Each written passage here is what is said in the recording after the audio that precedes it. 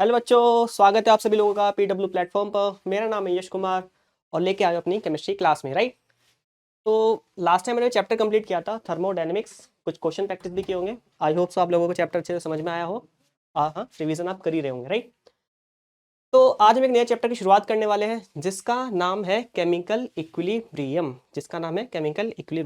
Almost almost 7 to 8 classes जो हमारी होंगी उसमें ये कंप्लीट हम चैप्टर कर लेंगे, ठीक है। ओके, चलिए जी, तो ये चैप्टर की शुरुआत करते हैं। क्या नाम है इस चैप्टर का? Chemical equilibrium. ओके, चलिए जी। ओके, तो इस चैप्टर में जो सबसे पहले में चीज़ पढ़नी है वो क्या है? सबसे पहली हेडिंग जो मैं पढ़नी है वो क्या है? Chemical reactions. ओके, चलिए जी। तो मैं आपसे एक छोटा सा क्वेश्चन पूछता हूँ, उसका आप आंसर कीजिए। अभी तक आप इतनी केमिस्ट्री पढ़ते हुए आए हैं तो मुझे एक सिंपल सी चीज़ बता दीजिए कि केमिकल रिएक्शंस होती क्या है? केमिकल रिएक्शन से आप क्या समझते हैं? ओके, चलिए आपके कमेंट्स में पढ़ पा रहा हूँ, आंसर कीजिए, ठीक है। Very good. ओके ओके, चलिए जी। Okay, very good. चलिए मैं एक्सप्लेन करता हूँ। केमिकल रिएक्शन एक ऐसा प्रोसेस होती है, केमिकल रिएक्शन एक ऐसा प्रोसेस जिसमें मॉलिक्यूल्स क्या कर रहे हो? अपनी फिजिकल एंड केमिकल प्रॉपर्टीज को क्या कर रहे हो? चेंज कर रहे हो। एक ऐसा प्रोसेस जिसमें मॉलिक्यूल्स हमारी फिजिकल एंड केमिकल प्रॉपर्टीज को चेंज कर रहे हो और हमारे पास फॉर्म कर रहे हो न्यू मॉलिक्यूल्स। ओके, तो ये डेफिनेशन होगी, इस डेफिनेशन को हम लिख भी लेते हैं। Okay, chemical it is a, हाँ जी, it is a process in which molecule okay changes their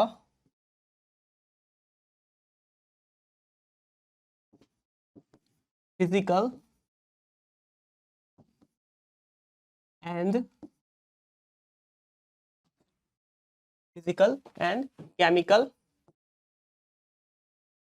properties, right?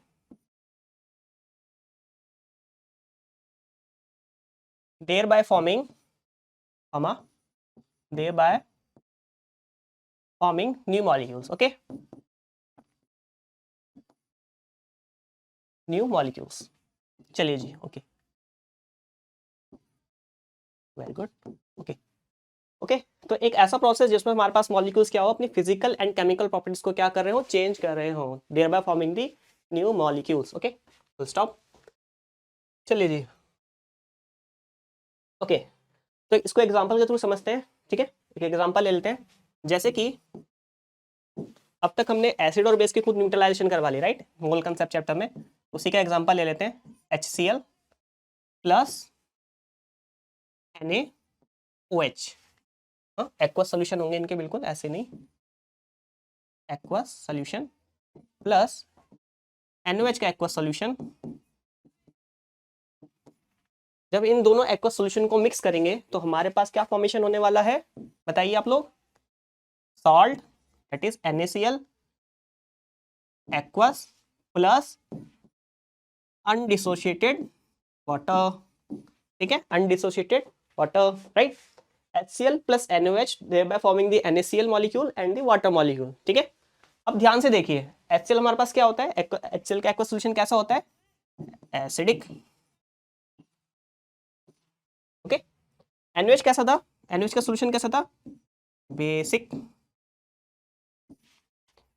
HCl acid था, रिएक्शन करने से पहले HCl कैसा था? एसिडिक। NaOH कैसा था? बेसिक। लेकिन जब इनके हमने रिएक्शंस करवाई तो रिएक्शंस के बाद जो प्रोडक्ट्स बन रहे हैं वो क्या क्या है? सॉल्ट एंड वाटर, जिसमें से सॉल्ट क्या है? हमारा न्यूट्रल मॉलिक्यूल, ठीक है। जिसमें क्या है? सॉल्ट हमारा क्या है? न्यूट्रल मॉलिक्यूल, और हमारा वाटर फॉर्मेशन हो रहा है। अभी ध्यान से देखिए, acidic molecule, basic molecule reaction करके क्या फॉर्म कर रहे हैं? एक न्यूट्रल मॉलिक्यूल को।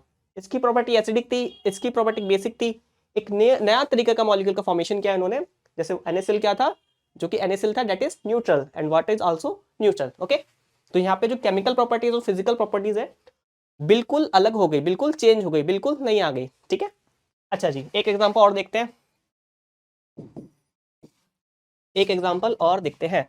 जैसे हमारे पास H2 प्लस I2, राइट, इनकी हम रिएक्शन करवाते हैं कि क्या फॉर्म कर देंगे? 2 moles of HI। 2 moles of HI है फॉर्म करने वाले हैं, ठीक है। 2 मोल्स ऑफ HI क्या करने वाले हैं, फॉर्म करने वाले हैं। ओके, अब ध्यान से देखिए, क्या H2 हमारे पास एसिड था? क्या जो हमारे पास H2 है वो हमारे पास एसिड है? नहीं, राइट। क्या हमारे पास जो I2 है क्या वो एसिडिक होता है? नहीं। बट जो हमारे पास जो HI फॉर्म हुआ ना वो क्या है, एक एसिड है।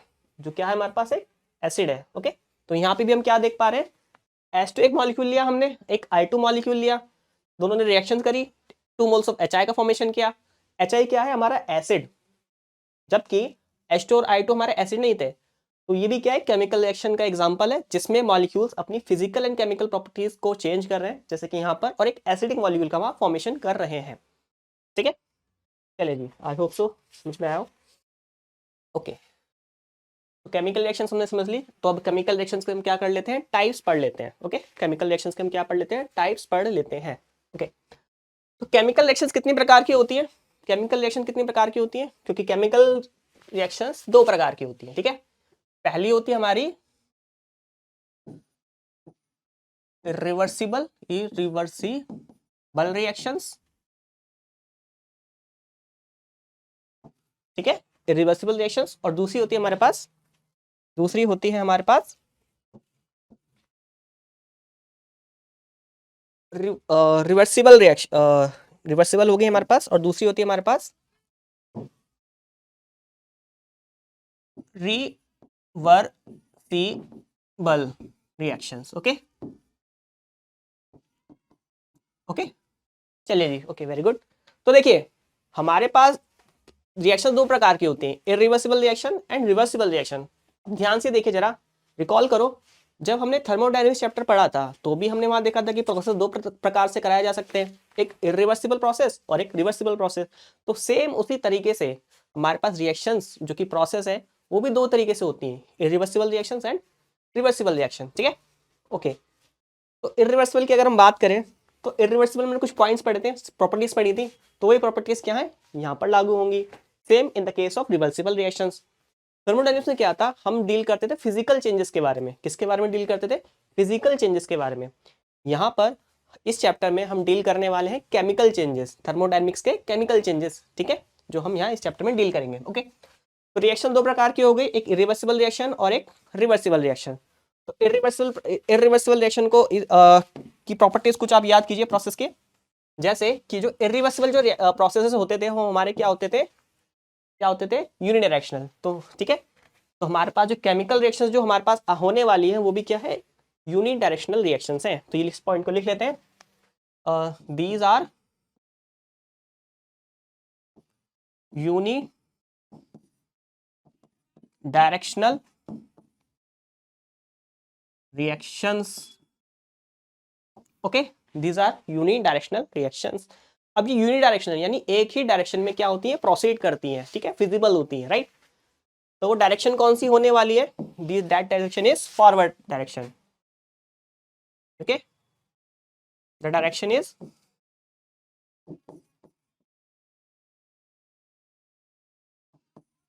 Forward, right. फॉरवर्ड डायरेक्शन में रिएक्शन क्या करती हैं, प्रोसीड करती हैं। ठीक है, फॉरवर्ड डायरेक्शन में रिएक्शंस प्रोसीड करती हैं। चलिए जी, ओके ओके, फॉरवर्ड डायरेक्शन में रिएक्शन क्या करती है, प्रोसीड करती हैं। तीसरा पॉइंट क्या होता है, देखो कोई भी हम केमिकल रिएक्शन जो करवाते हैं ना, हमारे पास रिएक्टेंट्स होते हैं और प्रोडक्ट्स होते हैं। इरिवर्सिबल रिएक्शंस में क्या होता है ना, कि हमारे पास जो रिएक्टेंट्स हैं वो रिएक्ट करके क्या बना लेते हैं, प्रोडक्ट्स बना लेते हैं। लेकिन प्रोडक्ट्स अगेन रिएक्ट करके हमारे पास रिएक्टेंट का फॉर्मेशन नहीं करते ना, क्योंकि ये क्या है, एक फॉरवर्ड डायरेक्शन यानी एक ही डायरेक्शन में होंगी, यानी रिएक्टेंट से प्रोडक्ट। ठीक है, इस पॉइंट को लिख लेते हैं, the reactants react to form products, but products do not form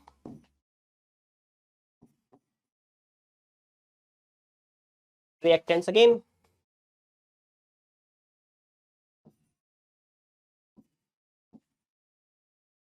क्यों, ऐसा क्यों हो गया? क्योंकि ये रिएक्शंस क्या है, एक ही डायरेक्शन में क्या करने वाली है, प्रोसीड करने वाली, यानी फॉरवर्ड टू, कैसे, फॉरवर्ड डायरेक्शन में, that is reactant to forward. Example देखें अगर इसका, हम एग्जाम्पल की अगर बात करें, नेक्स्ट पेज ले लेते हैं, लाइन खींच लेते हैं, ओके।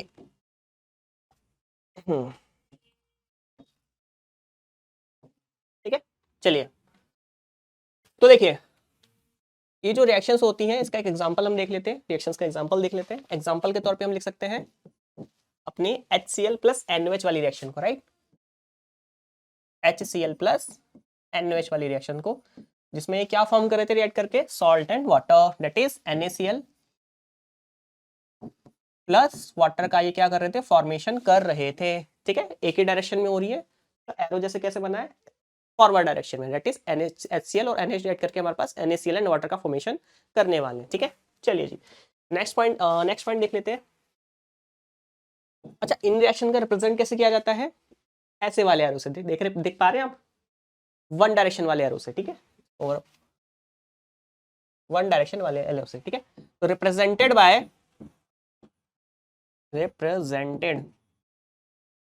कैसे रिप्रेजेंट करते हैं, ऐसे वाले एरो से, दिख पा रहे हैं, single headed arrow.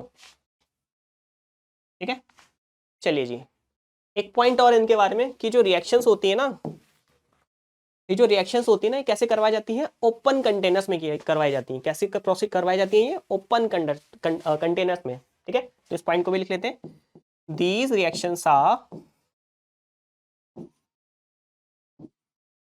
Reactions are conducted इन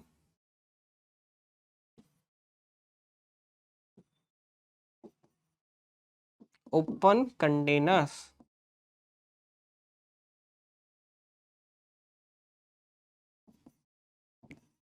ठीक है, ओपन कंटेनर्स में रिएक्शन क्या करवाई जाती है, करवाई जाती है। ठीक है भाई, ओके, वेरी गुड। चलिए जी, तो इरिवर्सिबल रिएक्शंस के बारे में इतने पॉइंट्स हमें पढ़ने थे। अब चलते हैं अपनी पुरानी रिवर्सिबल रिएक्शंस की तरफ। तो रिवर्सिबल रिएक्शंस क्या है, देखो भाई, रिवर्सिबल नाम में क्या, जो रिवर्स हो सके, रिवर्सिबल यानी रिवर्स, दैट इज, ठीक है। तो ये जो रिएक्शंस होगी ये कैसे होती होंगी, दो डायरेक्शंस में होती होंगी, है ना, क्योंकि नाम में क्या है, रिवर्स। ठीक है, तो these reactions are these reactions are bidirectional reactions।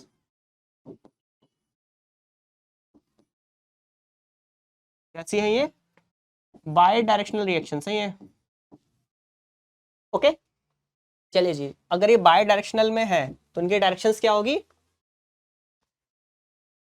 Direction is forward as well as backward.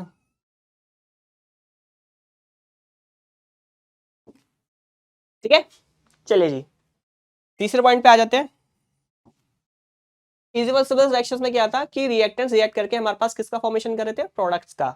But यहां पर क्या होने वाला है, reactants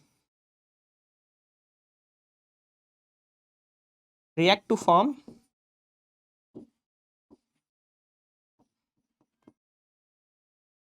products,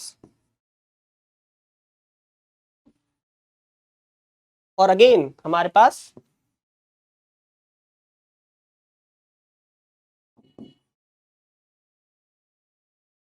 products react to form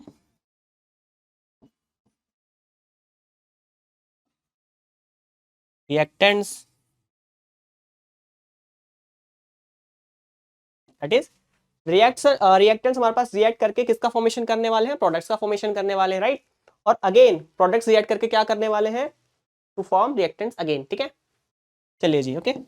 irreversible में एक ही डायरेक्शन, यानी रिएक्टेंट से प्रोडक्ट बन रहे थे सिर्फ, यहाँ पे रिएक्टेंट से प्रोडक्ट और अगेन प्रोडक्ट से रिएक्टेंट दोनों ही बन रहे हैं, that is by directional nature की ये हो गई। चलिए जी, ओके, आगे नेक्स्ट पॉइंट देखते हैं। अच्छा, जैसे एक एग्जांपल देखें इसका, फोर्थ पॉइंट में एग्जांपल लिख लेते हैं। एग्जांपल के तौर पे हम समझे जैसे एक रिएक्शन लिखी थी मैंने He2 प्लस I2, जो कि पहले रिएक्ट करके क्या फॉर्म कर रहे थे, 2 मोल्स ऑफ HI।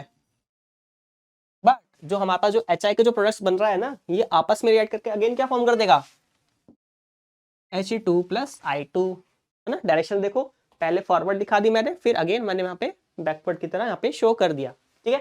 तो ये इसका एग्जांपल हो गया। फिर फिफ्थ पॉइंट देखते हैं, इसका फिफ्थ पॉइंट देख लेते हैं, ठीक है। इन रिएक्शंस को रिप्रेजेंट करने का क्या तरीका है, रिप्रेजेंटेड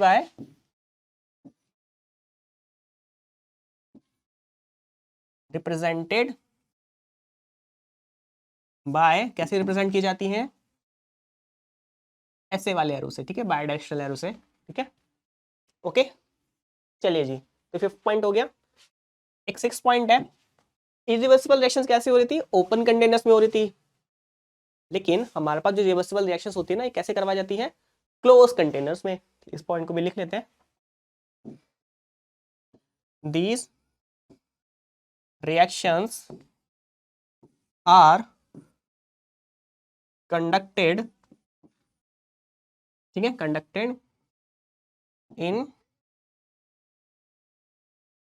closed containers, ठीक है, क्लोज कंटेनर्स में रिएक्शन करवाई जाती हैं।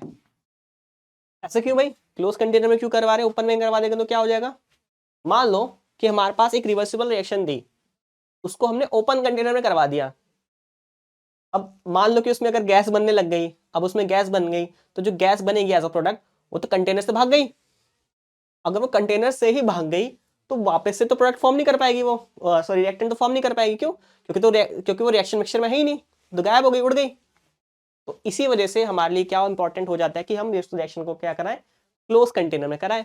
क्यों, क्योंकि अगर जो प्रोडक्ट्स बनने वाले हैं वो रिएक्शन मिक्सचर के ही अंदर रहे, और वो जो प्रोडक्ट्स बने वो अगेन रिएक्टेंट्स का फॉर्मेशन कर दे, ठीक है, तो उनका नेचर कैसे हो जाएगा, रिवर्सिबल रिएक्शंस ना, दोनों ही वहाँ पे रिएक्टेंट और प्रोडक्ट स्पीशीज दोनों ही साइमल्टेनियसली वहाँ पे क्या करेंगी, एग्जिस्ट करने वाली है, ठीक है, ओके जी, ठीक है। ये पॉइंट भी आपको समझ में आया होगा जी। चलिए जी, ओके, आगे चलते हैं। अच्छा भाई, एक चीज़ और, ये जो चैप्टर है इसमें बेसिकली हम रिवर्सिबल रिएक्शंस के बारे में हम डील करने वाले हैं।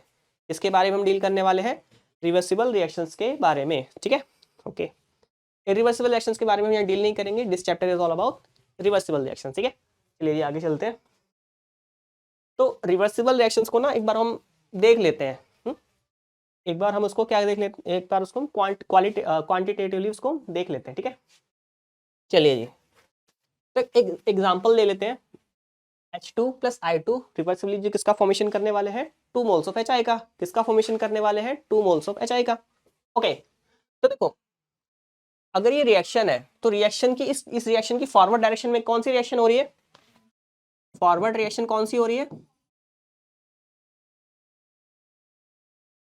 फॉरवर्ड रिएक्शन हमारी कौन सी हो रही है, देखो सबसे पहले देखो लेफ्ट में क्या लिखा है, लेफ्ट से राइट, लेफ्ट से राइट जाने वाली डायरेक्शन को बोलते हैं फॉरवर्ड, ठीक है। राइट से लेफ्ट वाली डायरेक्शन को क्या बोलते हैं, बैकवर्ड डायरेक्शन। राइट से लेफ्ट आने वाली डायरेक्शन को क्या बोलते हैं, बैकवर्ड डायरेक्शन, ठीक है। तो फॉरवर्ड रिएक्शन अगर हम बात करें, फॉरवर्ड में हमारे पास कौन सी रिएक्शन हो रही है फिर, H2 प्लस I2, जो कि क्या फॉर्म करने वाले हैं, 2 मोल्स ऑफ HI। क्या फॉर्मेशन करने वाले हैं, 2 मोल्स ऑफ HI का वो, ठीक है। चलिए जी, फॉरवर्ड रिएक्शन में ये रिएक्शन, दो रिएक्शन, ठीक है। तो बैकवर्ड रिएक्शन कौन सी हो रही है हमारे पास,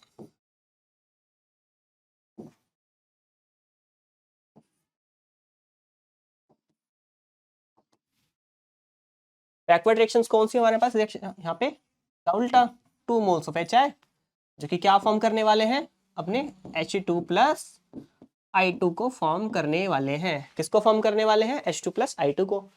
फॉरवर्ड में कैसे, left to right, that is H2 plus I2 form करेंगे 2 मोल्स ऑफ HI। बैकवर्ड में कैसे, इसी का उल्टा, 2 HI अगेन फॉर्मेशन कर देंगे H2 प्लस I2 का। चलिए जी, ओके ओके। तो देखो भाई, इस रिएक्शन में हो क्या रहा है ना, चलिए एक सेकंड में बात कर लेते हैं।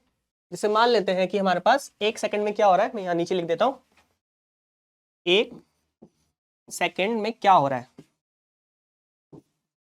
मान लो कि हमारे पास 1 सेकंड में क्या होता है कि 20 molecules of HI are produced.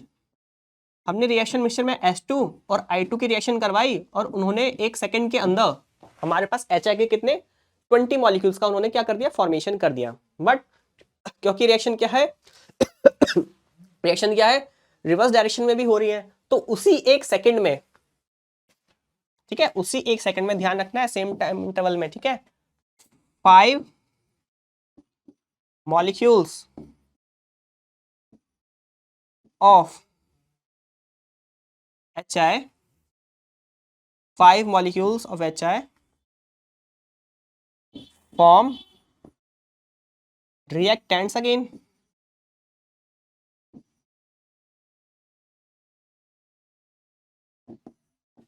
पहले क्या हुआ कि हमारे पास 20 मॉलिक्यूल, पहले 1 सेकंड में क्या हुआ, हमारे पास 20 मॉलिक्यूल्स ऑफ HI हमारे पास प्रोड्यूस है, लेकिन उसी 1 सेकंड में क्योंकि रिएक्शन डायरेक्ट रिवर्सिबल भी हो रही है, 5 मॉलिक्यूल्स ऑफ HI रिएक्ट करके और उन्होंने क्या कर दिया, प्रोडक्ट अगेन वहां पे अपना रिएक्टेंस का फॉर्मेशन कर दिया अगेन। तो हुआ क्या इस 1 सेकंड के अंदर, लिख लेते हैं रिजल्ट। देखो भाई 1 सेकंड के अंदर रिजल्ट क्या निकल के आएगा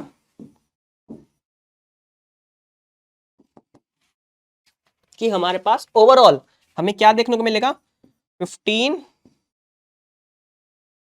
molecules of HI is being produced।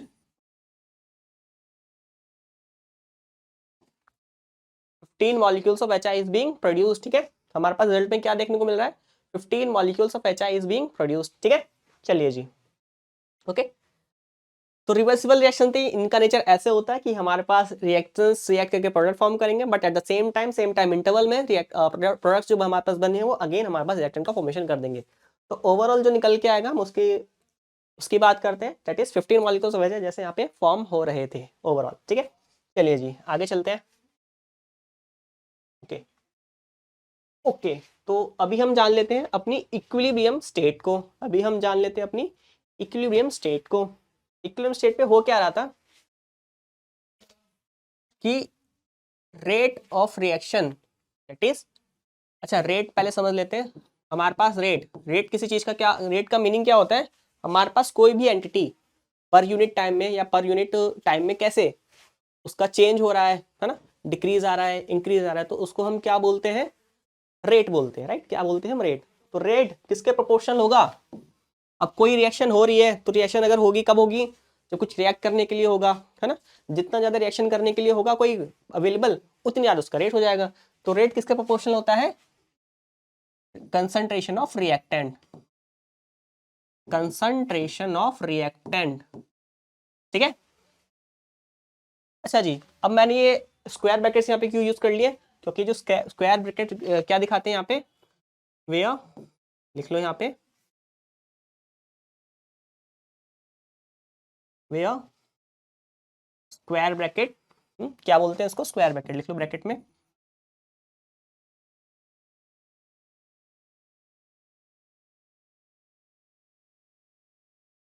Represents concentrations, यानी स्क्वायर ब्रैकेट के अंदर हम जो कुछ भी लिख देंगे ना वो उसकी क्या दिखाएगा, उस स्पीशीज की कंसंट्रेशन को शो रिप्रेजेंट करने वाला है, ठीक है। स्क्वायर ब्रैकेट के अंदर हम जिसको भी लिख देंगे वो क्या रिप्रेजेंट करेगा, कंसंट्रेशन ऑफ दैट स्पीशीज, है ना, ऑफ दैट स्पीशीज, जिसको लिखा है कंसंट्रेशन ब्रैकेट के अंदर उसकी क्या रिप्रेजेंट करेगा, ऑफ दैट स्पीशीज, ठीक है।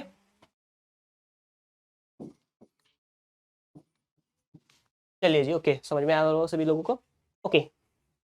तो जैसे मैंने बताया रेट डायरेक्टली प्रोपोर्शनल होता है रिएक्टेंट के, ये बेसिकली हम कहाँ पढ़ेंगे, 12th में पढ़ेंगे। अभी हम यहाँ पे जितना जानने की जरूरत है उतना हम जान लेते हैं। रेट किसके प्रोपोर्शनल होता है, कंसंट्रेशन ऑफ रिएक्टेंट्स, ठीक है। चलिए जी, तो इक्विलिब्रियम स्टेट पे क्या होता है ना, रिएक्शन हमारी दोनों डायरेक्शन में जा रही है, forward as well as backward. तो इक्विलिब्रियम स्टेट कम बोलते हैं हम कि जब रेट ऑफ फॉरवर्ड डायरेक्शन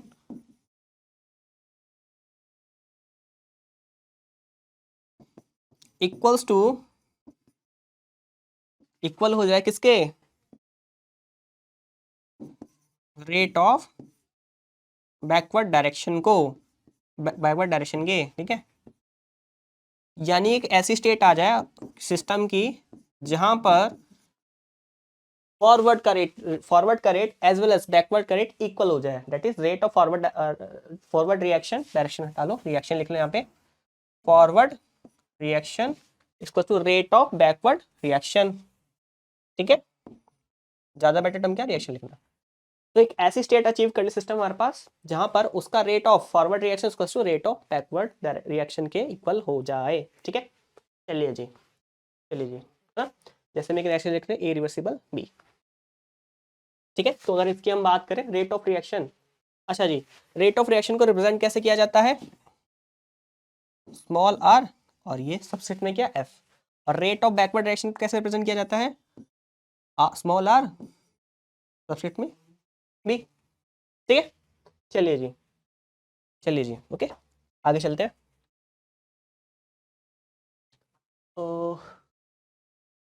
तो हम अभी हमारी कंडीशन पढ़नी है, condition of equilibrium state. Last slide में हमने देखा कि इक्विलिब्रियम स्टेट पे होगा क्या, अभी हम समझ लेते हैं कि कंडीशन ऑफ इक्विलिब्रियम स्टेट यानी कौन सी कंडीशन होगी, हम कह सकते हैं कि वहाँ पे इक्विलिब्रियम अचीव हो गया है, कि जहाँ पे इक्विलिब्रियम अचीव हो गया है। तो पहली तो कंडीशन, इसकी वजह से तीन कंडीशन होती है, जिसमें पहली कंडीशन तो हमने देखी कि rate of forward reaction that is R is equals to rate of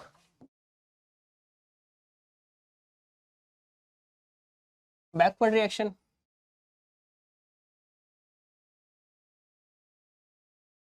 ठीक है।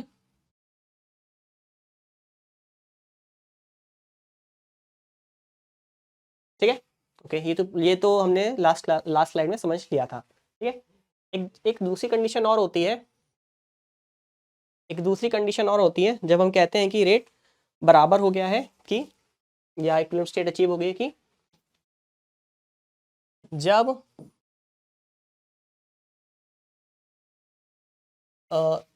देयर इज, जब हमें देखने को मिले क्या, there is no appreciable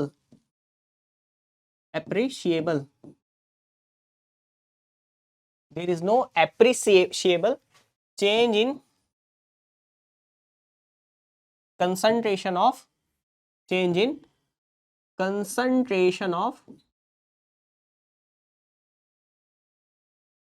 reactant and product of reactants and products, ठीक है। ओके जी, एक ऐसी कंडीशन अचीव हो जाए जब there is no appreciable change in concentration, किसकी, concentration of products and reactant, हमें वहां पे एक एप्रिशिएबल चेंज हमें वहां होता हुआ ना देखने को मिले, ठीक है। चलिए जी, ओके। अच्छा, इन दो बातों को ना पहले हम ग्राफ्स के थ्रू समझ लेते हैं, शायद आप लोगों को समझ में नहीं आ रहा हो, तो मैं क्या करता हूँ, ग्राफ्स के थ्रू इस चीजों, इन बातों को आपको मैं समझाने की कोशिश करता हूँ। चलिए जी, ओके जी, ठीक है। तो ये मैं ग्राफ लेके आया हूँ आपके सामने। जैसे मान लेते हैं कि हमारे पास एक रिएक्शन है ए रिवर्सिबल बी रिएक्शन, हमारे पास कोई रिएक्शन हमारे पास हो रही है, ए रिवर्सिबल बी कोई रिएक्शन हमारे पास हो रही है। अच्छा जी, मैंने एक्स एक्सिस पे किसको रखा है, टाइम एक्सिस को, वाई एक्सिस पे किसको रखा है, रेट को, ठीक है। अब मैंने पहली बात क्या बताई कि रिएक्शन अगर होगी तो उसके रेट्स भी होंगे, और जब रेट्स फॉरवर्ड डायरेक्शन का इक्वल्स टू हो जाए रेट ऑफ बैकवर्ड डायरेक्शन, तो हम क्या कहते हैं कि वहां पे हमारा इक्विलिब्रियम अचीव हो गया है। तो इसको ग्राफ से समझ लेते हैं। वाई एक्सिस पे जैसे कि मैंने रेट को रखा है, और रेट हम जानते हैं किसके प्रोपोर्शनल होता है, रेट किसके प्रोपोर्शनल होता है, कंसंट्रेशन ऑफ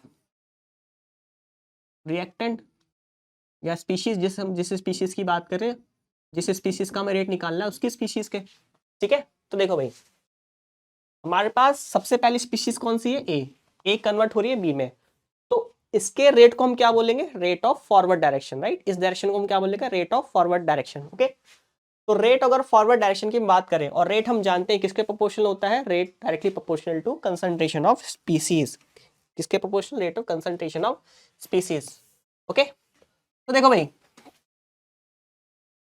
अब जब रिएक्शन स्टार्ट हो रही होगी तो हमारे पास किसकी कंसंट्रेशन होती है, जनरली हमारे पास इनिशियली में किसकी कंसंट्रेशन होती है, रिएक्टेंट की। तो रिएक्टेंट की कंसंट्रेशन ज्यादा रही होगी, ठीक है, रिएक्शंस की जो कंसंट्रेशन है वो ज्यादा रही होगी। इस बात को मैं आपको यहाँ समझाता हूँ, ठीक है, साइड में लिख के, ठीक है। जैसे कि मैंने क्या बताया कि हमारे पास जो रेट होता है ना, वो डायरेक्टली प्रोपोर्शनल होता है कंसंट्रेशन ऑफ रिएक्टेंट, या लिख लो जनरली में स्पीशीज, यानी जिस रिएक्शन की हम बात कर रहे हैं, जिस रिएक्शन की हम बात कर रहे हैं, उस रिएक्शन में जो रिएक्टेंट होने वाला है उसकी स्पीशीज के कंसंट्रेशन के डायरेक्टली प्रोपोर्शनल। ओके, अब हमारे पास जब रिएक्शन शुरुआत हो रही होगी, जब हमारे पास क्या हो रही होगी, रिएक्शंस की जब हमारे पास क्या हो रही होगी, शुरुआत हो रही होगी, तो बेसिकली हमारे पास रिएक्टेंट तो काफी मात्रा में होगा, काफी मात्रा में होगा, काफी उसकी कंसंट्रेशन हाई होगी। तो देखो एक चीज देखो, अगर हमारे पास किसी की कंसंट्रेशन हाई है, शुरुआत में क्या होने वाला है, कंसंट्रेशन काफी हाई है हमारे पास रिएक्टेंट की, तो अगर उनकी कंसंट्रेशन हाई है तो उसका रेट भी तो ज्यादा होगा, ठीक है। तो देखो भाई, ग्राफ कैसे ड्रॉ होने वाला है, ग्राफ कैसे हम इसको प्लॉट करेंगे, शुरुआत में एक ही कंसंट्रेशन ज्यादा, यानी इसका रेट भी ज्यादा, तो इसका रेट कहीं यहीं कहीं से शुरू हो रहा होगा, यहीं कहीं से शुरू हो रहा होगा, है ना। अब धीरे धीरे क्या हुआ होगा कि एक धीरे धीरे कम होने लगा होगा, क्यों, क्योंकि तो रिएक्ट करके बी का फॉर्मेशन करने वाला है, रिएक्ट करके बी का फॉर्मेशन करने वाला है, तो धीरे धीरे धीरे एक ही कंसंट्रेशन होने लगेगी कम। तो अगर एक ही कंसंट्रेशन धीरे धीरे कम होने लगेगी, यहाँ पे देखो, अगर एक ही कंसंट्रेशन धीरे धीरे कम होने लगेगी, डिक्रीज होने लगेगी, तो हमारे पास उसका रेट भी तो कम होने लगेगा, उसका रेट भी तो क्या होने लगेगा, कम होने लगेगा। तो अगर हम ग्राफ प्लॉट करें तो ग्राफ कैसे आने वाला है, शुरुआत में तो ज्यादा क्योंकि इसकी कंसंट्रेशन ज्यादा, धीरे धीरे इसकी कंसंट्रेशन क्या होने लगी, कम होने लगी, होने लगी, होने लगी, है ना, और उसका रेट भी कम होता जाएगा, ठीक है, रेट भी क्या है, कम होता जाएगा। ओके, ठीक है, चलिए जी, अब हम बात कर लेते हैं बी की। अब बी के बारे में देखो, शुरुआत में तो इसकी कंसंट्रेशन थी नहीं, तो अगर ये था ही नहीं तो इसका रेट भी नहीं था, राइट, तो रेट क्या होगा इसका, जीरो, क्योंकि था ही नहीं ना ये तो। देखिए भाई, तो रेट इसका कहां से शुरू होगा, जीरो से, क्योंकि था ही नहीं। अब देखो क्या हुआ होगा, अब देखो क्या हुआ होगा, यहां से, ठीक है, ओरिजिन से। अब देखो क्या होगा, धीरे धीरे बी की कंसंट्रेशन बड़ी होगी, धीरे धीरे बी की कंसंट्रेशन बड़ी होगी।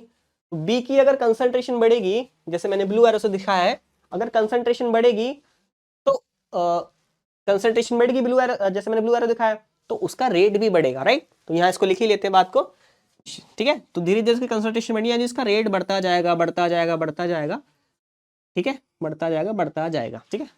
तो एक ऐसा पॉइंट आएगा, एक ऐसा पॉइंट आएगा हमारे पास, हाँ, तो एक ऐसा पॉइंट आएगा हमारे पास जब इन दोनों के रेट क्या हो रहे होंगे, इक्वल हो रहे होंगे। तो इन दोनों के रेट को ना इक्वल करते हुए दिखाते हैं पहले हम, है ना। ये ग्राफ समझ में आया कैसे हमने पहले ड्रॉ करा था। अभी देखो, इक्विलिब्रियम स्टेट में मैंने क्या बताया था, इन दोनों के रेट इक्वल हो जाएंगे, तो इन दोनों के रेट इक्वल कर देते हैं, इन दोनों के रेट हम इक्वल कर देते हैं। यानी कि ये दोनों रिएक्शन एक दूसरे को क्या कर जाएंगे, एक टाइम आने के बाद इसको क्रॉस करते हुए हमें देखने को मिलेगी। एक मिनट में मैं इसको ड्रॉ कर लेता हूँ।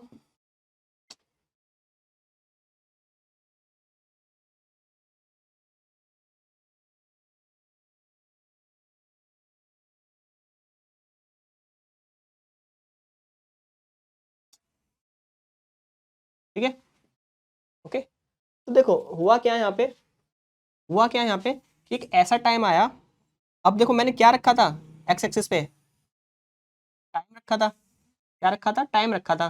तो देखो हमारे पास हुआ क्या ना कि एक ऐसा टाइम आया कि इन दोनों के रेट क्या हो गए, इक्वल हो गए। तो देखो जब ऐसा टाइम आ जाए जब दोनों ही रिएक्शंस के रेट क्या हो जाए, इक्वल हो जाए, तो उस स्टेट को क्या बोलते थे, इक्विलिब्रियम स्टेट बोलते थे। क्या बोलते थे, इक्विलिब्रियम स्टेट बोलते थे, ठीक है। तो जो आपका ये वाला जो रीजन है इस ग्राफ का जो ये वाला जो रीजन है वो किसको रिप्रेजेंट करने वाला है,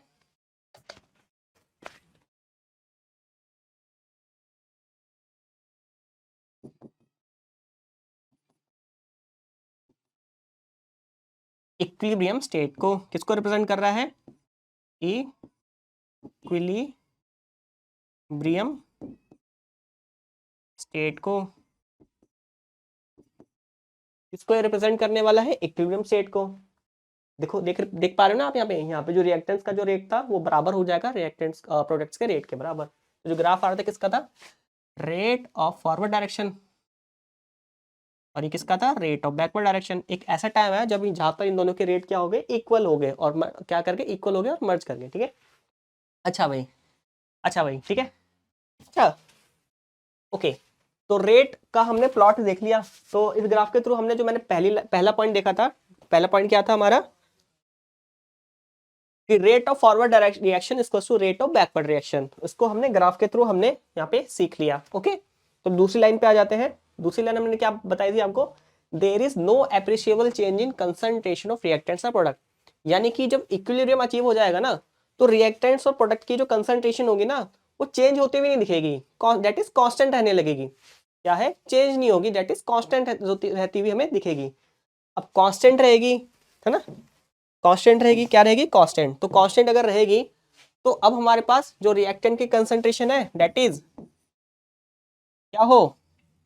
जो रिएक्टेंट है उनकी कंसंट्रेशन इक्वल भी हो सकती है प्रोडक्ट के, या फिर रिएक्टेंट की कंसंट्रेशन ज्यादा हो प्रोडक्ट की कम, या फिर हमारे पास प्रोडक्ट की कंसंट्रेशन ज्यादा हो रिएक्टेंट की कंसंट्रेशन से। बट इनकी कंसंट्रेशन हम चेंज नहीं देखने को मिलेगा। अब इनकी जो हमारे पास जो कंसंट्रेशन होगी ना, वो चेंज होती हुई हमें नहीं देखने को मिलेगी। ठीक है, ओके, चलिए जी इस बात को भी ग्राफ से समझ लेते हैं। देखो मैंने आपको 3 केसेस बताए, या तो इक्वल हो जाए, है ना, क्या हो जाए? कंसंट्रेशन इक्वल हो जाए, या फिर रिएक्टेंट की कंसंट्रेशन ज्यादा हो जाए इन कंपैरिजन टू प्रोडक्ट, या फिर प्रोडक्ट की कंसंट्रेशन हमारे पास ज्यादा हो गई है किससे? रिएक्टेंट की कंसंट्रेशन से। ठीक है, चलिए जी ओके। तो हम यहाँ पे ग्राफ प्लॉट करने वाले हैं with respect to concentration, axis and time. ठीक है, तो पहला वाला ग्राफ देखते हैं। ओके,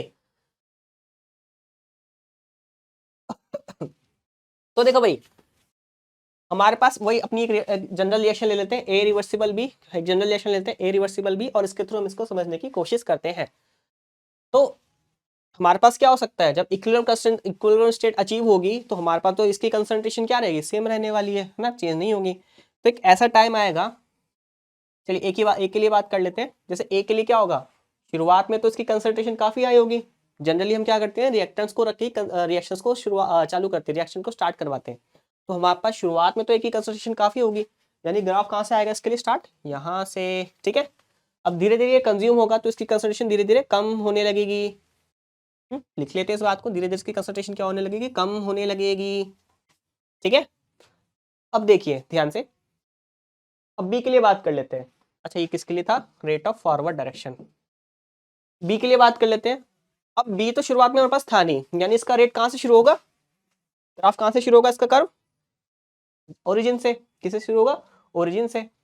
अब धीरे धीरे इसकी कंसंट्रेशन तो बढ़ेगी, बढ़ाते हुए दिखा देते हैं। धीरे धीरे इसकी कंसंट्रेशन बढ़ने वाली है, बढ़ती गई बढ़ती गई बढ़ती गई, और इसके कंसंट्रेशन ऑफ ए और कंसंट्रेशन ऑफ बी के मर्ज कर गई, है ना, कर्व क्या करके मर्ज कर गई। क्यों? क्योंकि इक्विलिब्रियम स्टेट पे क्या होने वाला है? या तो इक्वल रहे, या ज्यादा या कम। ठीक है, तो हम इक्वल वाला केस कंसिडर कर रहे हैं। तो देखो भाई, यहाँ पर एक ऐसा टाइम आया, यहाँ पर एक ऐसा टाइम आया, और वो टाइम कहाँ से आया? ऑलमोस्ट यहाँ से। हाँ,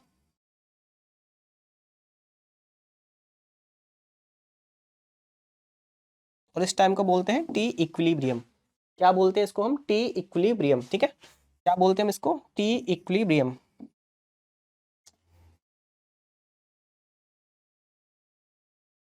क्या बोलते हैं इसको? T equilibrium. कंसंट्रेट, देखो इक्विलिब्रियम अचीव हो गया है। इक्विलिब्रियम कब अचीव हुआ? कि जब इनकी कंसंट्रेशन में अप्रिशिएबल चेंज ना होता हुआ दिखे, यानी कांस्टेंट रह जाए। तो यहाँ पे देखो दोनों कर्व्स मिल गए, यानी कि यहाँ पे अब ये तो ना ही नीचे जा रहा है ऊपर वाली रिएक्शन के लिए, फॉरवर्ड रिएक्शन के तो नीचे ही नहीं जा रहा, ना ही बैकवर्ड रिएक्शन के लिए ऊपर जा रहा है, यानी कि कंसंट्रेशन क्या हो गई? Remains constant. ठीक है, तो ये क्या हुआ? जब कंसंट्रेशन इक्वल हो गई। ठीक है, आगे चलते हैं। अब देखो हमारे पास ऐसा भी हो सकता है कि इक्विलिब्रियम स्टेट पे ना रिएक्टेंट की कंसंट्रेशन क्या हो? ज्यादा रह रही हो, प्रोडक्ट की कम। तो इसको भी हम ग्राफ के थ्रू समझ लेते हैं। ओके, तो देखो भाई, शुरुआत हम किससे करते हैं, रिएक्टेंट से। तो रिएक्टेंट तो काफी ज्यादा मात्रा में रहा होगा, यानी इसकी कंसंट्रेशन तो काफी हाई होगी। धीरे धीरे इसका कंजप्शन शुरू हुआ होगा, तो धीरे धीरे इसकी कंसंट्रेशन कम हुई होगी। तो ग्राफ कैसे आएगा, पहले ज्यादा थी कंसंट्रेशन, पहले क्या थी, ज्यादा थी कंसंट्रेशन, पहले क्या थी, कंसंट्रेशन क्या थी, ज्यादा थी, और धीरे धीरे इसकी कंसंट्रेशन कम होने लगी। ओके, चलिए जी, चलिए जी, ओके। अब देखो, प्रोडक्ट की कंसंट्रेशन क्या थी, शुरुआत में तो था ही नहीं प्रोडक्ट, धीरे धीरे उसका फॉर्मेशन हुआ है ना, तो इसका कर्व कैसे आएगा, धीरे धीरे इसका कर्व कैसे आएगा, जीरो से स्टार्ट होने वाला है और धीरे धीरे इसकी कंसंट्रेशन बढ़ती जाएगी, बढ़ती जाएगी, ठीक है, बढ़ती जाएगी, बढ़ती जा रही, बढ़ती जा रही, बढ़ती जा रही। लेकिन एक ऐसा टाइम आएगा कि इन दोनों की कंसंट्रेशन क्या रह जाएगी, कांस्टेंट रह जाएगी। कंसंट्रेशन क्या है, कांस्टेंट रह जाएगी। यहाँ पे आप देख रहे हो कि यहाँ पे जो कर्व आ रहा है ये ऑलमोस्ट ऑलमोस्ट एक्स एक्सिस के पैरेलल हमें देखने को मिल रहा है ना, कैसे देखने को मिल रहा है ये, पैरेलल, ठीक है भाई, थोड़ा ठीक है, इसको ध्यान रखना। ओके, तो हम क्या देख रहे हैं यहाँ पे कि धीरे धीरे इनकी कंसंट्रेशन क्या होगी, कांस्टेंट रहने लग गई। यहाँ पे देख पा रहे हो ना, यहाँ पे देखो एप्रिशिएबल तो चेंज नहीं हो रहा, जितना था उतना ही था, राइट, जितना था हमने लिया था उतना ही रहने लग गया ना। और यहाँ पे देखो विद रिस्पेक्ट टू रिएक्टेंट भी कंसंट्रेशन चेंज नहीं हो रही, विद रिस्पेक्ट टू प्रोडक्ट भी कंसंट्रेशन हमारे पास चेंज होती हुई हमें यहाँ पे देखने को नहीं मिल रही है। ओके, तो अगेन हम यहाँ पे क्या लिख सकते हैं, तो एक ऐसा टाइम जहाँ पे इनकी कंसंट्रेशन चेंज ना होते हुए दिखे उसको हम बोलते हैं टी इक्विलिब्रियम। यहाँ पे ऑलमोस्ट ऑलमोस्ट क्या है कि ये वाला जो टाइम होगा ना करस्पॉन्डिंग, इसको क्या हम बोलेंगे, टी इक्विलिब्रियम वाला टाइम। कौन सा टाइम बोलेंगे, टी इक्विलिब्रियम वाला टाइम हम इसको बोलने वाले हैं, ठीक है। ओके भाई, ठीक है। अब इस ग्राफ को देखो, क्या था, रिएक्टेंट की कंसंट्रेशन ज्यादा है ना प्रोडक्ट से, तो मैंने रिएक्टेंट की कंसंट्रेशन को देखो ज्यादा दिखाया है। ये कौन सी रिएक्शन थी, अच्छा कंसंट्रेशन ऑफ ए था ये, और ये नीचे वाला क्या था, कंसंट्रेशन ऑफ बी, ठीक है। यहाँ पे बी सेक्शन कर लो,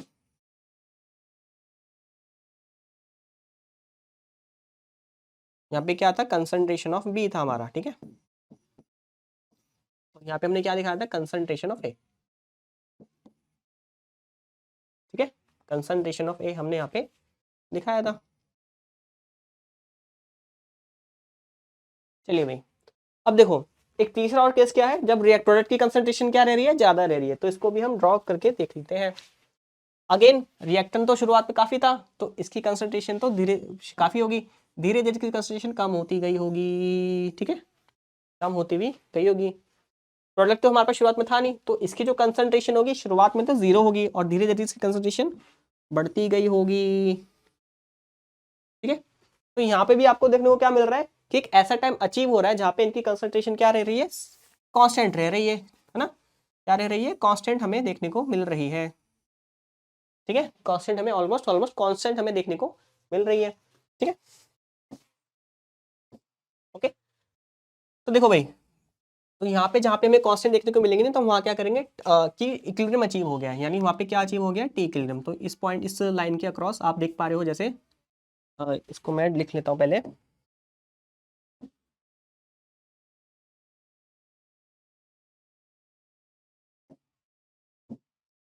इस लाइन के अक्रॉस आपको जनरली क्या देखने को मिल रहा है, देख पा रहे हैं आप कि कंसंट्रेशन में एप्रिशिएबल चेंज नहीं है।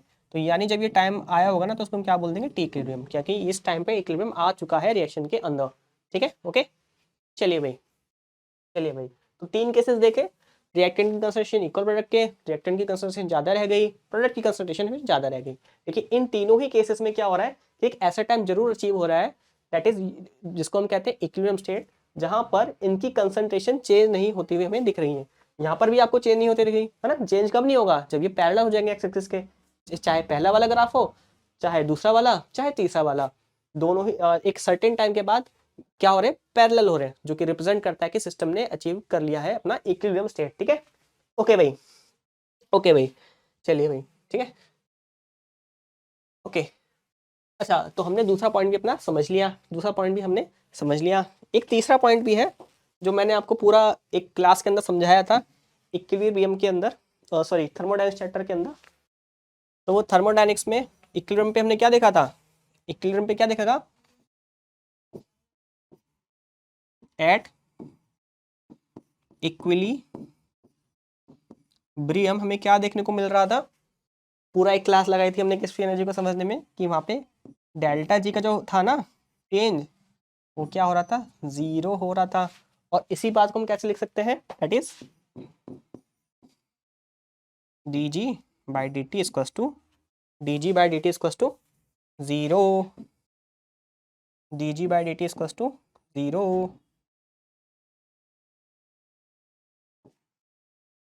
इक्विलिब्रियम स्टेट पे क्या होने वाला है, डेल्टा जी क्या होने वाला है, जीरो रहने वाला है, और delta that is delta ji by D T का रेशियो जीरो आने वाला है, ठीक है। तो जब ये स्टेट अचीव हो जाएगी, यानी जब ये स्टेट अचीव हो जाएगी delta G equals to zero वाली, जब जिसकी एनर्जी में चेंज क्या आ रहा हो, जीरो आ रहा हो, तो हम क्या कहेंगे, रिएक्शन इक्विलिब्रियम में आ चुकी है, ठीक है।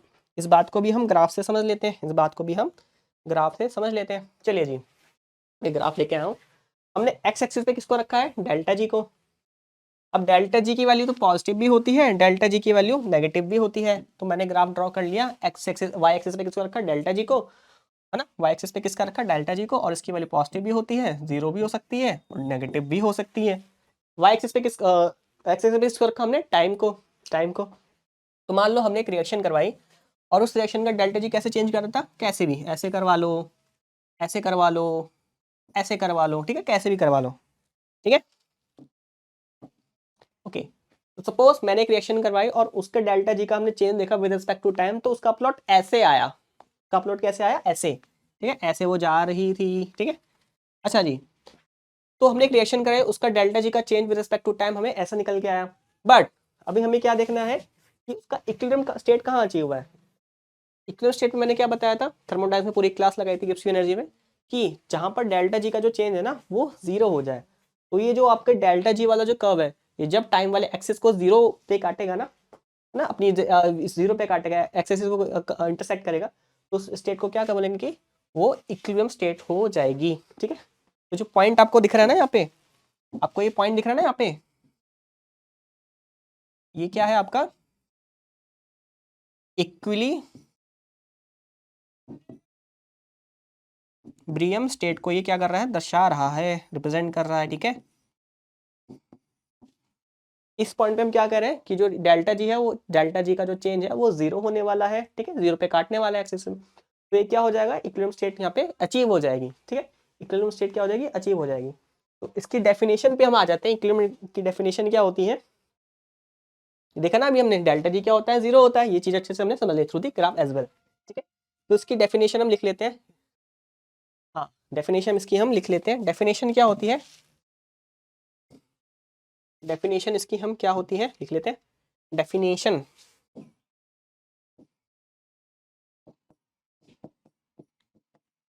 इसकी डेफिनेशन ऑफ इक्विलिब्रियम की,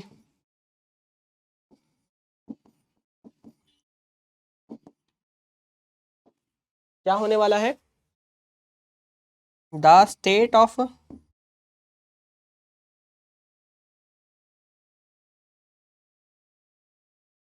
रिएक्शन, या फिर सिस्टम भी बोल सकते हैं, जनरल केस में बात करें तो द स्टेट ऑफ रिएक्शन या फिर सिस्टम एट विच, अरे भाई, द स्टेट ऑफ रिएक्शन या फिर system at which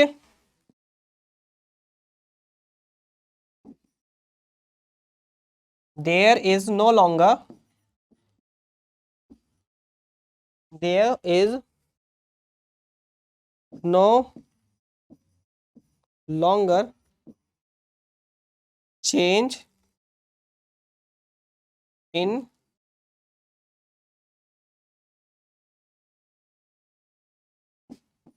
Gibbs free energy of the reaction, Gibbs free energy of the reaction, ठीक है। दैट इज रिएक्शन को कैसे लिख सकते हैं, that is delta G equals to zero वाली इक्विलिब्रियम अचीव कंडीशन अचीव हो जाए। तो डेफिनेशन ऑफ इक्विलिब्रियम क्या होने वाली है, द स्टेट ऑफ सिस्टम या फिर reaction at which there is no longer change in Gibbs free energy of the reaction, that is delta G equals to 0 हो जाए। तो अब जब ये चीज कंडीशन अचीव हो जाएंगी तो उसको क्या बोलते हैं, इक्विलिब्रियम स्टेट अचीव हो गई है। तो ये क्या होगी, डेफिनेशन ऑफ इक्विलिब्रियम हो गई हमारे पास। ठीक है, क्या देखा हमने, डेफिनेशन ऑफ इक्विलिब्रियम को हमने यहाँ पे समझा। ठीक है, तो हम इक्विलिब्रियम स्टेट को समझ चुके हैं, इक्विलिब्रियम स्टेट की कंडीशंस को समझ चुके हैं। जब इक्विलिब्रियम स्टेट अचीव हो जाएगी तो वहाँ पे क्या, उस पॉइंट पे क्या क्या हो रहा होगा, rate of forward direction to rate of backward direction. ठीक है, there is no appreciable change in the concentration of reactant and products. ठीक है, और 3 केसेस इसके है ना, ज्यादा रहे, इक्वल रहे, है ना। तीसरा क्या था, इक्विलिब्रियम पे क्या होगा, there is no longer change in Gibbs energy of the reaction, that is delta G equals to 0। तो ये क्या थी, इनके 3 कंडीशन थी इक्विलिब्रियम स्टेट की, ये आपको देखने को मिलेगा। ठीक है, चलिए जी आगे चलते हैं, क्वेश्चंस कर लेते हैं, है ना, क्वेश्चंस कर लेते हैं इसी बात पे, है ना। चलिए जी इस क्वेश्चन का आंसर कर दीजिए फिलहाल, है ना, क्वेश्चंस लेके आए आपके लिए। तो देखो भाई, क्वेश्चन हमसे क्या कहता है, select the correct point two represent the equilibrium state of the reaction. Select the correct point two represent the equilibrium state of the reaction. ठीक है, तो ये आपका एक हमें यहाँ पे ग्राफ सा दिया दे रखा है, यहाँ पे इस ग्राफ को हमें देख के बताना है कि किस पॉइंट पे इक्विलिब्रियम अचीव होने वाला है, अचीव होते हुए हमें देखने को मिलेगा। ठीक है भाई, ओके। तो देखो भाई, तो एक पॉइंट तो हमें इस टाइम पे देखने को मिल रहा है, और एक पॉइंट हमें ए, दैट इज ए और पॉइंट, एक हमें यहाँ देखने को मिल रहा है, बी पॉइंट हमें इस टाइम पर हमें देखने को मिल रहा है, और सी पॉइंट हमें कहाँ देखने को मिल रहा है, इस वाले टाइम एक्सिस पे, राइट। तो मैंने क्या करा, ग्राफ को यहाँ पे ऐसे ड्रॉ कर लिया। ठीक है, समझाने के लिए। चलिए भाई, तो हमें एक इक्विलिब्रियम स्टेट दिखानी है, इक्विलिब्रियम स्टेट पहचाननी है कि किस पॉइंट पे अचीव होती हुई हमें देखने को मिल रही है। ओके, अचीव होती हुई हमें देखने को मिल रही है। तो बताइए भाई, कहाँ, रिप्लाई कीजिए। हाँ जी ओके, तो ठीक है, 10 सेकंड लीजिए, सोचिए, बताइए, करिए। ओके, कमेंट्स आ रहे हैं आप लोगों के, मेरे पास देख पा रहा हूँ मैं। ओके, तो सी आ रहा है, चलिए जी देखते हैं, समझते हैं कैसे करेंगे। ओके, तो हमें इस ग्राफ के अंदर इक्विलिब्रियम स्टेट को देखना है। तो इक्विलिब्रियम स्टेट पे हो क्या रहा होगा हमारे पास, कि there is no longer change in concentration of reactants and products. ठीक है, ओके, तो देखो भाई, क्या डी पॉइंट पे देखो, यानी डी एक्सिस वाले इस पे, डी वाले लाइन पर, कि देखो रिएक्टेंट की कंसंट्रेशन क्या है, प्रोडक्ट, ये प्रोडक्ट की तो ये है, रिएक्टेंट की है, लेकिन इस पॉइंट के बाद तो इनकी कंसंट्रेशन चेंज हो रही है ना। तो ये भी क्या है, एक इक्विलिब्रियम स्टेट का पॉइंट नहीं है। ए पॉइंट पे चलते हैं, ए पॉइंट पे इनकी कंसंट्रेशन इक्वल हो गई है, लेकिन इस पॉइंट के बाद भी इनकी कंसंट्रेशन क्या है, चेंज होती हुई हमें दिख रही है। तो यानी कि ये भी नहीं है, है ना, है ना, डी नहीं है, ए नहीं है। आगे चलते हैं, बी पॉइंट पे चलते हैं, बी पॉइंट पे देखते हैं हम, बी पॉइंट पे रिएक्टेंट की कंसंट्रेशन जो नीचे आने वाला कर्व है, ये भी चेंज होता हुआ देखने को मिल रहा है, और बी वाले की थोड़ी सी इंक्रीज होती हुई देखने को मिल रही है। तो यानी कि बी पॉइंट आने के बाद भी अभी कंसंट्रेशन क्या हो रही है, चेंज होती हुई हमें देखने को मिल रही है, यानी बी पॉइंट भी इसका आंसर नहीं है। तो आंसर क्या है इसका, सी पॉइंट। देखो, तो देखो भाई, जब सी पॉइंट अचीव हुआ, जो दैट इज जो सी पॉइंट वाली जो रेड लाइन है, इसके बाद आपकी जो कंसंट्रेशन है ना, उसमें आपको एप्रिशिएबल चेंज होता हुआ देखने को नहीं मिलेगा। इसको मैं थोड़ा एक्सटेंड कर देता हूँ आगे की तरफ। ठीक है, ये तो देखो भाई, सी पॉइंट पे क्या होने वाला है कि इनकी जो कंसंट्रेशन है ना, उसके बाद में एप्रिशिएबल चेंज नहीं है। सी पॉइंट अचीव हो गया, उसके बाद अगर देखो तो कंसंट्रेशन जो पहले थी वो अभी भी है, चेंज नहीं हुई with respect to X axis, parallel हो गई ना। तो इसका आंसर क्या हो जाएगा आपका, ऑप्शन नंबर सी। ठीक है, option number C is the correct answer. ठीक है, option number C is the correct answer. ठीक है, चलिए भाई, ओके, वेरी गुड, सभी लोगों ने आंसर किया, देख पाया मैं। ओके, तो नेक्स्ट पे चलते हैं, नेक्स्ट पे अभी हम चलते हैं। ओके, एक क्वेश्चन और लेके आए हमारे पास। ये क्वेश्चन क्या कहता है हमारे पास, 10 moles of HI decompose and form 4 mole of H2 and I2 at equilibrium. Select the correct graphical representation of the reaction. Correct graphical representation of the reaction. ठीक है भाई, ओके, रिएक्शन हमें दे रखी है, और हमें ग्राफ भी प्लॉट करके यहाँ पे हमें दिए गए हैं, ग्राफ भी हमें यहाँ पे प्लॉट करके दिए गए हैं। ठीक है, ओके भाई, तो इसको सॉल्व करते देखो, पहले रिएक्शन लिख लेते हैं, पहले हम रिएक्शन को लिख लेते हैं। ओके भाई, तो देखो इनिशियली हमारे पास जो रिएक्शन है 2 मोल्स ऑफ HI जो कि रिवर्सिबली क्या फॉर्म कर रहे हैं, रिवर्सिबली क्या फॉर्म कर रहे हैं,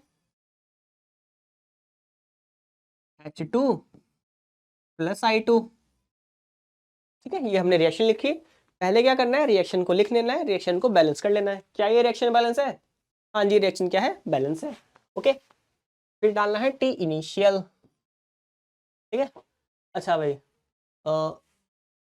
हाँ, टी इनिशियल यानी शुरुआती टाइम पे, शुरुआती टाइम पे जो जो हमें बोला गया वो रख लेते हैं। शुरुआती टाइम पे हमारे पास क्या था, 10 मोल्स ऑफ HI थे सिर्फ, और तो कुछ नहीं था। तो 10 मोल इसके रख दिए हमने। H2 और I2 था नहीं। ठीक है, H2 और I2 हमारे पास था नहीं। तो देखो भाई, अब इक्विलिब्रियम पे बात कर लेते हैं। इक्विलिब्रियम पे हुआ क्या, इक्विलिब्रियम पे क्या हुआ, 4 मोल ऑफ H2 के फॉर्म हो गए, 4 मोल्स ऑफ I2 के फॉर्म हो गए। तो इसको भी हम यहाँ लिख लेते हैं कि H2 के कितने बन गए, यहाँ पे 4, यहाँ पर भी 4। अभी देखो HI के 2 से इसका 1 बनता है, HI के 2 से, HI के जब 2 मॉलिक्यूल्स कंज्यूम होते हैं तो H2 का 1, I2 का 1।